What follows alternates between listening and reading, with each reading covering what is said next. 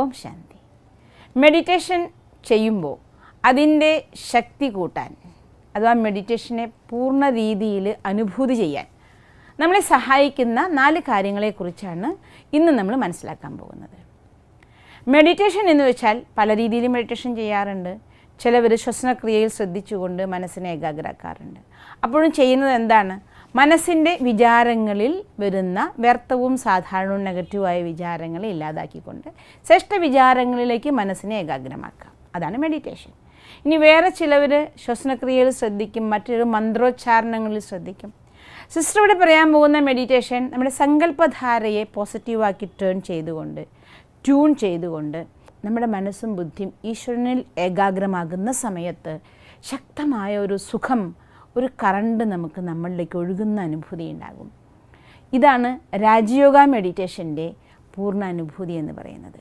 അപ്പോൾ ഈ രീതിയിൽ മനസ്സും ബുദ്ധിയും ഭഗവാനിലേക്ക് ഏകാഗ്രമാക്കാൻ വേണ്ടി സഹായിക്കുന്ന അഥവാ ആ ഏകാഗ്രതയെ സഹജമാക്കാൻ വേണ്ടി നമ്മൾ ചെയ്യേണ്ട 4 കാര്യങ്ങളാണ് ഈ വീഡിയോയിൽ നമ്മൾ കാണാൻ പോകുന്നത്.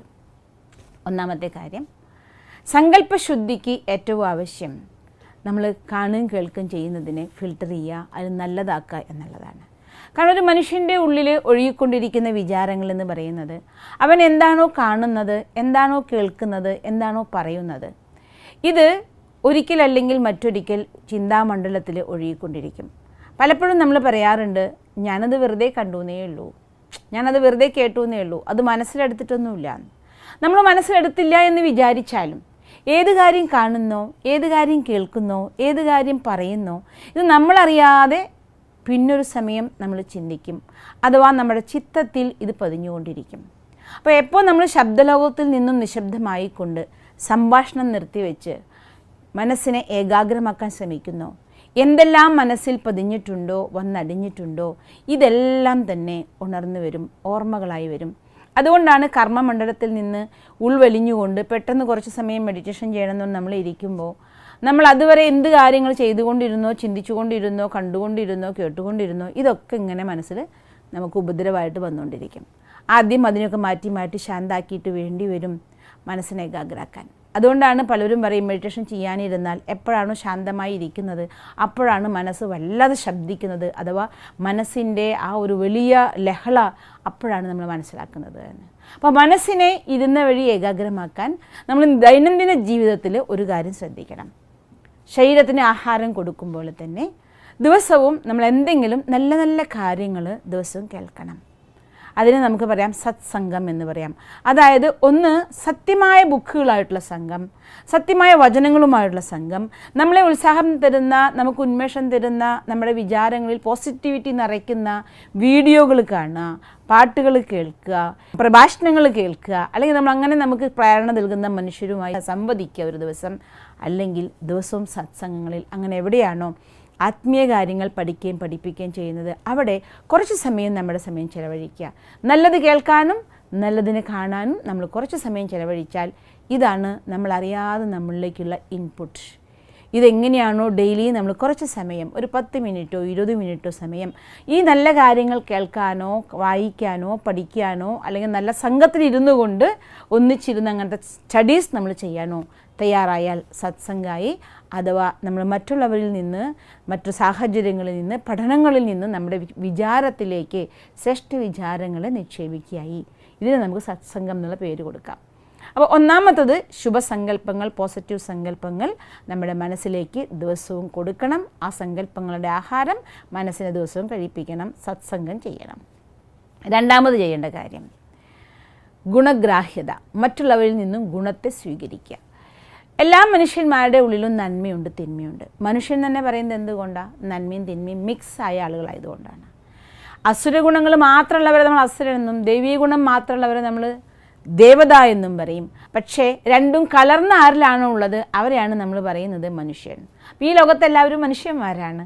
അതുകൊണ്ട് എല്ലാവരുടെ ഉള്ളിലും നല്ല ഗുണങ്ങളും ഉണ്ട്, ചീത്ത ഗുണങ്ങളും ഉണ്ട്.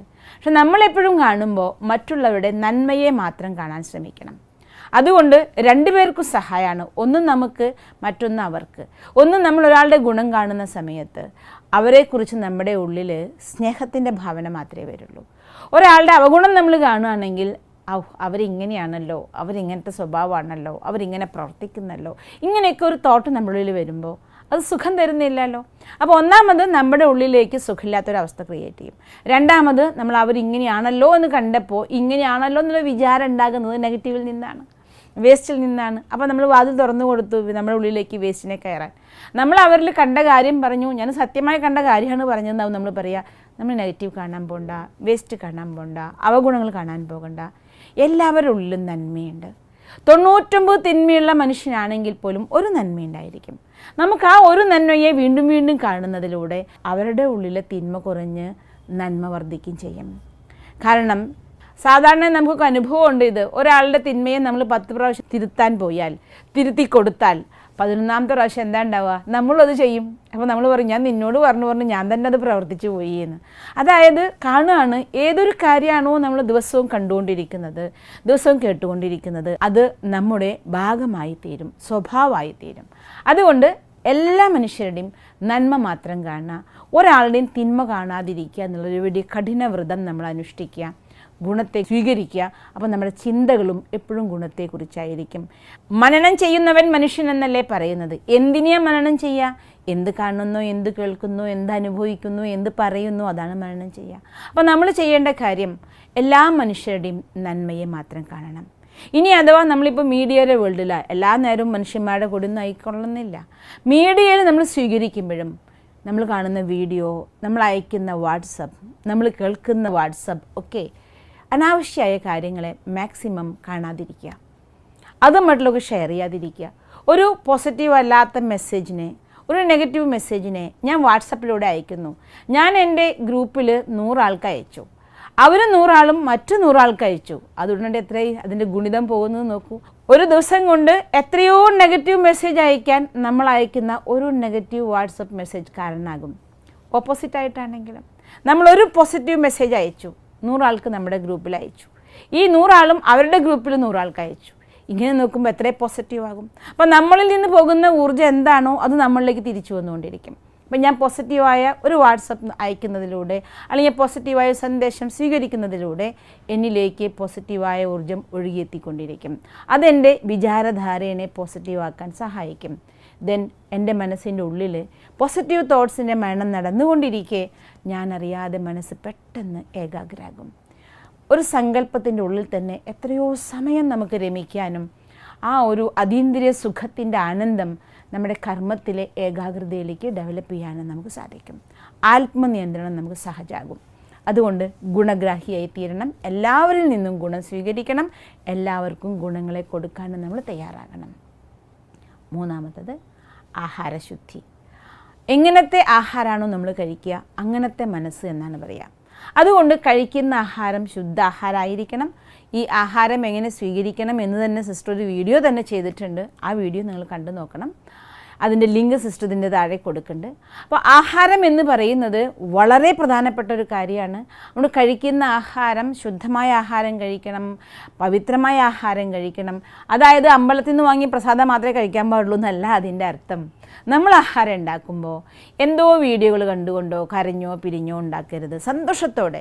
കുക്കിംഗ് ഒരു നല്ല ആർട്ടാണ്. ജീവിതത്തിൻ്റെ 50% നമുക്ക് തരുന്ന സുഖം തരുന്ന സംബന്ധങ്ങളെ കൂട്ടിയണക്കാൻ സഹായിക്കുന്നതൊക്കെയാണ് നമ്മുടെ ആഹാരം. അതുകൊണ്ട് ആ ആഹാരം ഉണ്ടാക്കുമ്പോൾ സന്തോഷത്തോടെ ഉണ്ടാക്കുക. പിന്നെ അത് കഴിക്കുന്ന നേരത്തും ഒന്ന് പ്രാർത്ഥിച്ച് ഈശ്വരൻ തന്നിരിക്കുന്ന ഗിഫ്റ്റാണിതെന്ന് മാനിച്ചുകൊണ്ട് അതിനെ സ്വീകരിക്കാം. ഒരു ഗ്ലാസ് വെള്ളം കുടിക്കുമ്പോഴും കേവലം ദാഹം തീർക്കാൻ വെള്ളം കുടിക്കുക മാത്രമല്ല, നമ്മളെ ശക്തിപ്പെടുത്താൻ വേണ്ടി ആ വെള്ളത്തെ ഉപയോഗിക്കുക. 1 മിനിറ്റ് ഭഗവാനോട് നന്ദി പറയുക. ഈ വെള്ളം നീ എനിക്ക് തന്നല്ലോ. ഭഗവാന്റെ ഓർമ്മ ആ വെള്ളത്തിൽ കലരും. കാരണം വെള്ളത്തിനൊരു വിശേഷതയുണ്ട്, നമ്മുടെ ചുറ്റുപാടുള്ള വൈബ്രേഷൻസ് അത് സ്വീകരിച്ചുകൊണ്ടേയിരിക്കും. അപ്പോൾ നമ്മുടെ കയ്യിൽ എവിടെ നിന്ന് വെള്ളം കിട്ടി കുടിക്കുകയാണെങ്കിലും അതിനൊന്ന് പ്രാർത്ഥിച്ചുകൊണ്ട് കുടിക്കുക. കാരണം വെള്ളം സങ്കല്പത്തെ കൊണ്ടുപോകാൻ കഴിവുള്ള, ട്രാൻസ്ഫർ ചെയ്യാൻ കഴിവുള്ള ഒരു ചാലകമാണ്. അപ്പോൾ നമ്മുടെ ഉള്ളിലേക്ക് എടുക്കുന്ന വെള്ളത്തിന് എപ്പോഴും ശ്രേഷ്ഠ വിചാരങ്ങൾ കൊണ്ട്, പ്രാർത്ഥനകൾ കൊണ്ട് ചാർജ് ചെയ്ത നല്ല വെള്ളം കുടിക്കുക. അപ്പോൾ നമുക്ക് നമ്മുടെ തോട്ട്സിനെ അത് ഏകാഗ്രമാക്കാൻ സഹായിക്കും. 4മത്തതാണ് ശുദ്ധ വ്യവഹാരം. അപ്പോൾ 1മത്തത് സത്സംഗം, 2മത്തത് ഗുണഗ്രാഹ്യത, 3മത്തത് ശുദ്ധാഹാരം, 4മത്തത് ശുദ്ധ വ്യവഹാരം. പറയാ താമരപ്പൂവിനെ പോലെ ശ്രേഷ്ഠമായൊരു ജീവിതം വേണമെന്നാണ്.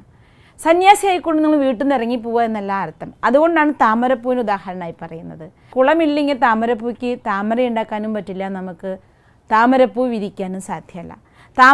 താമരച്ചെടി ഉണ്ടാകുന്നത് ചേറിലാണ്.